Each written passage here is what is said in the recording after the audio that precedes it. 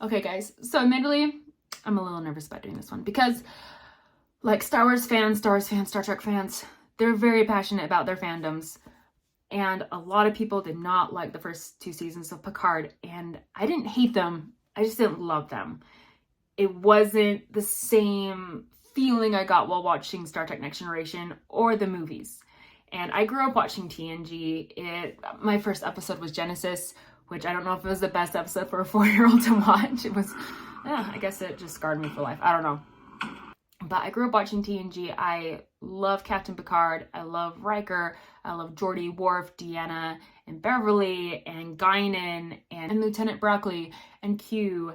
And I wish Q would have had a bigger presence in season 2 of Picard, because he's just he was a great villain, and John Delancey played him so well, and I wish we could have seen more of him in season 2. Like most people, when Picard was announced a few years ago, I was excited because I want to see Patrick Stewart as Jean-Luc Picard again. It was a lot of fun to see him as Professor X in the Multiverse of Madness. It was just a lot of fun to see that character relived. But I felt like most shows that get rebooted, there's just a little bit of that character that's missing. And if the character you're used to seeing isn't there, I know for me it falls a little flat. I like to learn more about our characters. I think Patrick Stewart said it best today. I think he put it on Instagram. I'm not sure if he said it in a podcast or something, but TNG was not about one lead actor. It was an ensemble, and I think that's what needed to be done in the Picard series. So in season 3, when they announced that the cast was coming back, I was excited, like a lot of other people. I've never hated on movies or shows that sometimes just tweak stories a little bit. It's like a lot of people don't like it when Marvel changes things or Star Wars changes things and changes continuity. I'm someone that's just like, if it is what it is, I know I'm just gonna enjoy it for the film that it is. I was one of those people that when The Last Jedi came out, I didn't like how Luke Skywalker was portrayed.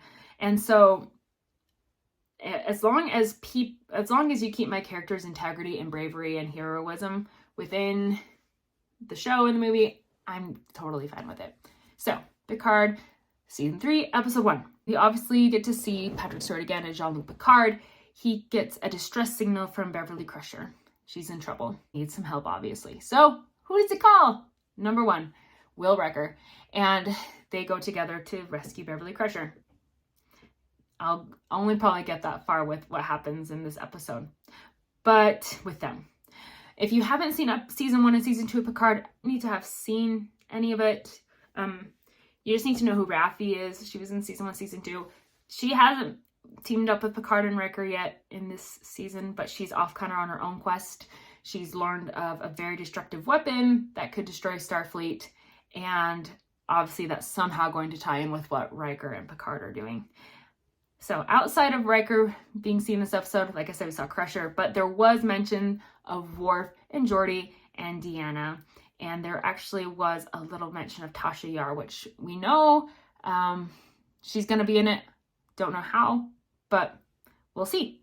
And as for fans, there's a lot of fun Easter eggs in it so far. If you listen within the first minute of the episode, you'll hear a captain's log from Picard talking about the Borg. And the Borg is going to be important detail in this, so listen for that.